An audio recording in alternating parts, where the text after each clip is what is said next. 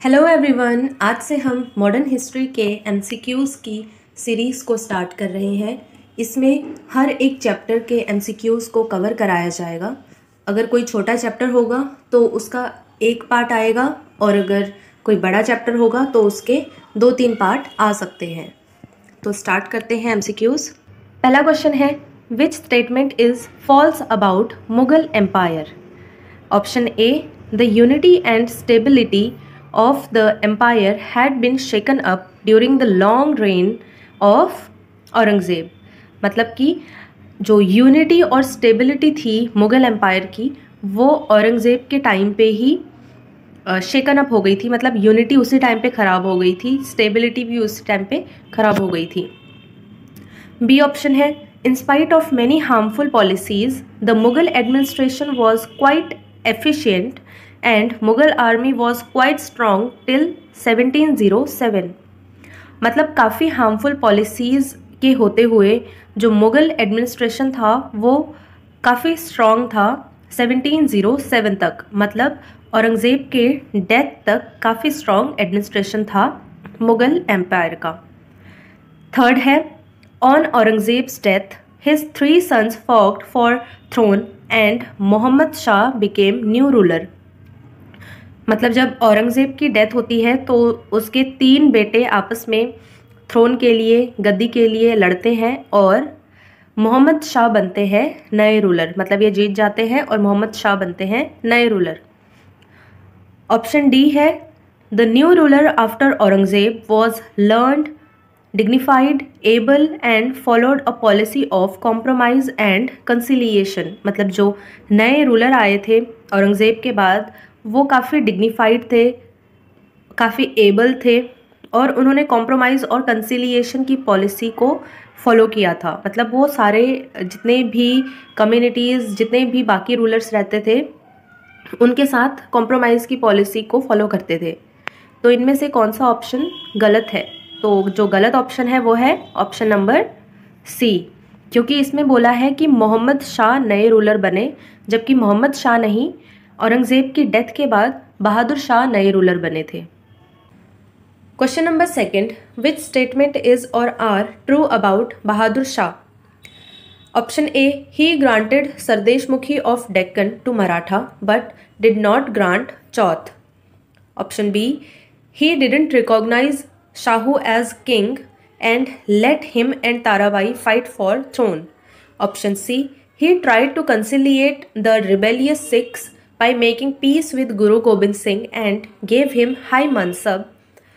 Option D, Chhatrasal जो कि Bundela chief थे और चुरामन जो कि जाट चीफ थे joined him against the campaign of बंदा बहादुर। मतलब जो बंदा बहादुर के अगेंस्ट जो कैंपेन था उसमें इन दोनों ने ज्वाइन किया था, बहादुर शाह का साथ दिया था।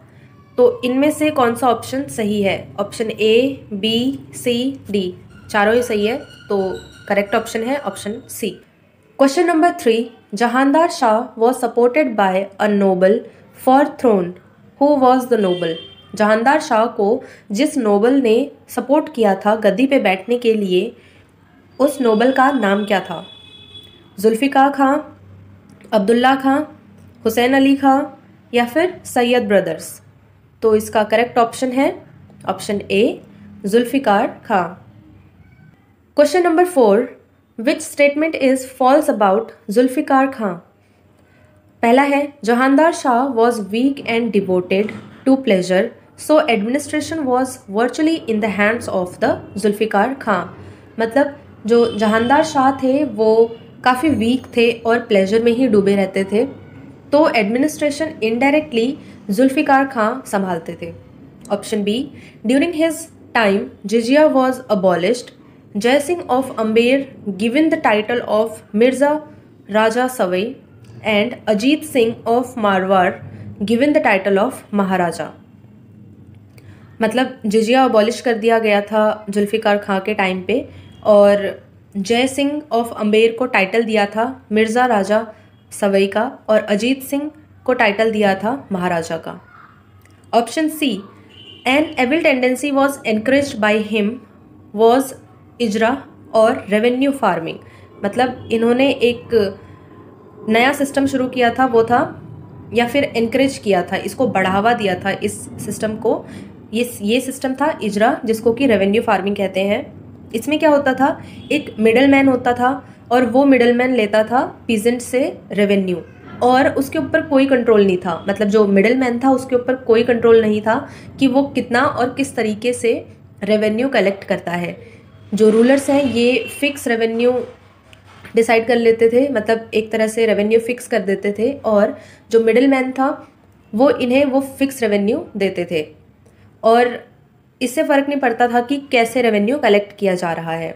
तो इससे होता था पीजेंट्स का काफ़ी ज़्यादा ऑपरेशन, काफ़ी ज़्यादा उनको दबाया जाता था। Option D, he did not established friendly relations with the Rajput rajas, Maratha sardars and Hindu chieftains. मतलब इन्होंने फ्रेंडली रिलेशन स्टैब्लिश नहीं किए राजपूत राजा से, मराठा सरदार से और हिंदू चीफटेंस से। तो इनमें से फॉल्स स्टेटमेंट पूछा है, तो false statement option number D ही है, क्योंकि इन्होंने फ्रेंडली रिलेशन स्टैब्लिश किए थे। मतलब जितने भी रूलर्स हैं सबने ही फ्रेंडली रिलेशन स्टैब्लिश किए थे रिलीजन के बेस पे। तब कोई डायरेक्ट भेदभाव देखने को नहीं मिला है, एक्सेप्ट औरंगजेब का जो टाइम है उसको छोड़ के। Question number 5, which order is correct.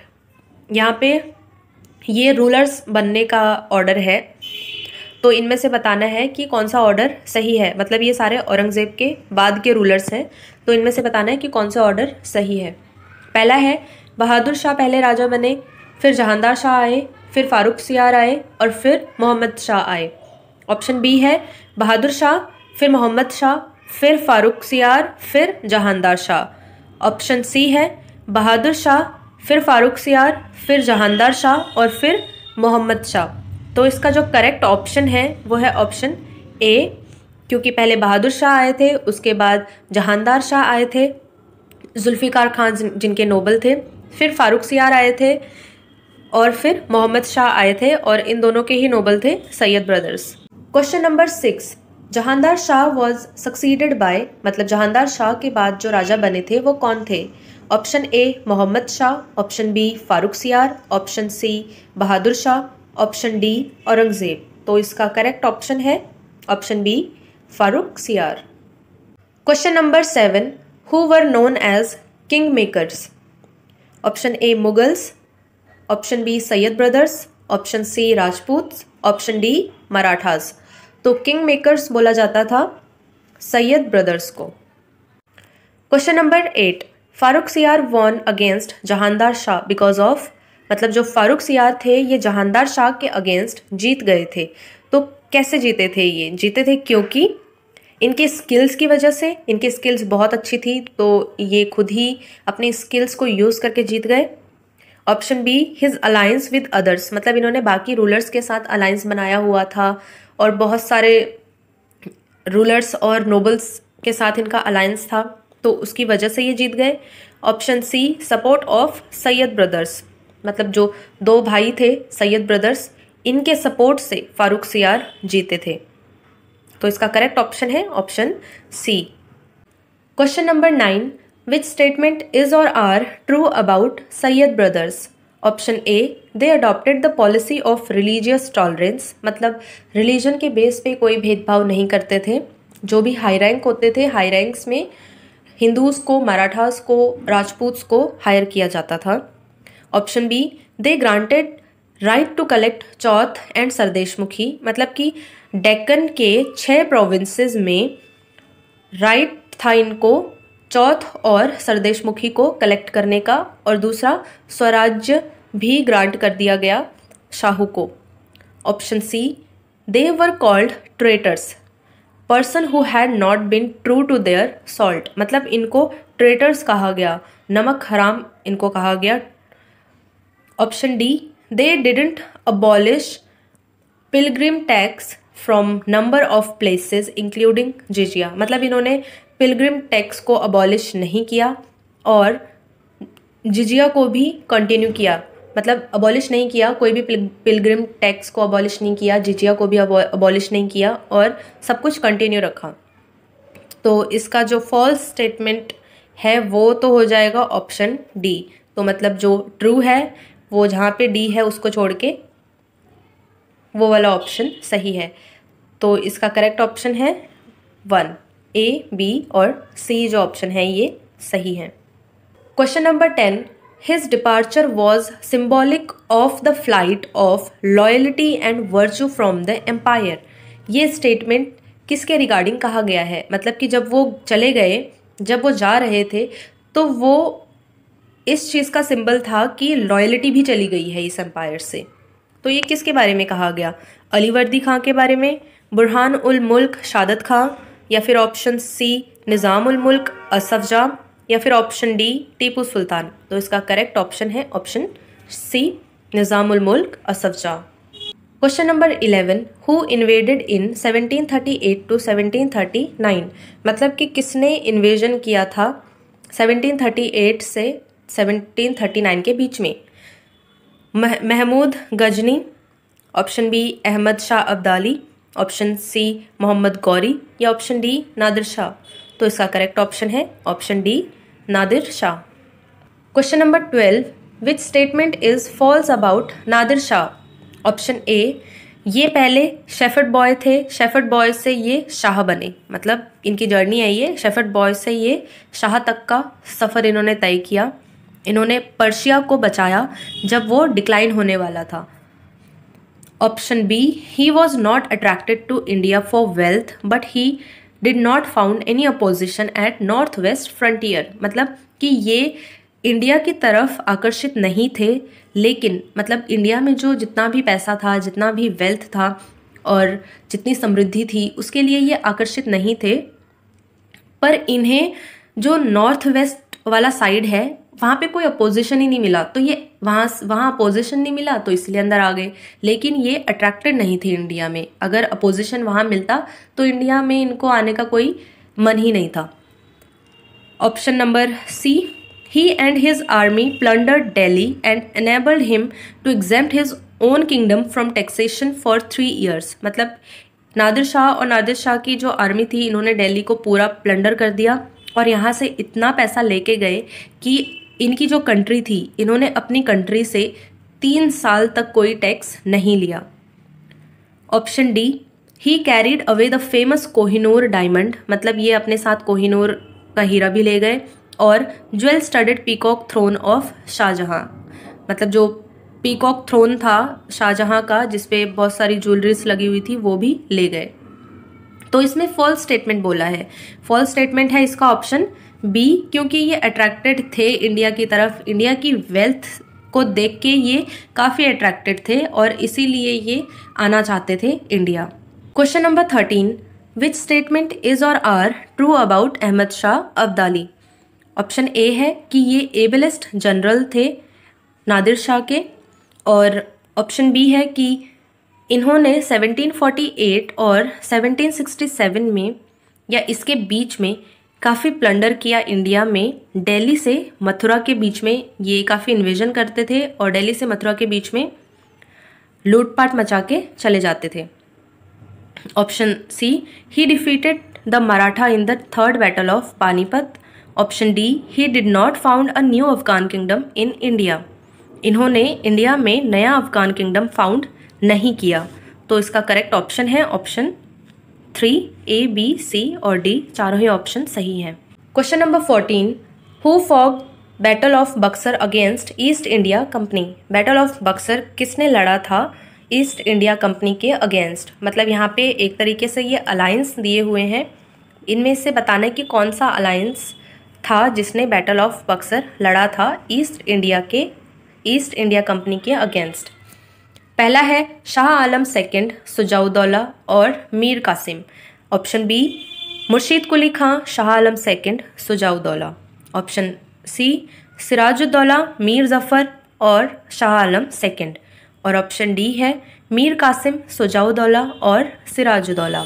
तो इसका करेक्ट ऑप्शन है option A, Shah Alam second, Shujauddaula और मीर कासिम। इनका अलायंस था जिन्होंने बैटल ऑफ बक्सर लड़ा था 1764 में। Question number 15, what were the causes of decline of Mughal empire regarding Aurangzeb? मतलब औरंगजेब से रिलेटेड वो रीजंस बताने हैं जिनकी वजह से, या फिर जो रीजंस बने या कारण बने मुगल एम्पायर के डिक्लाइन होने में।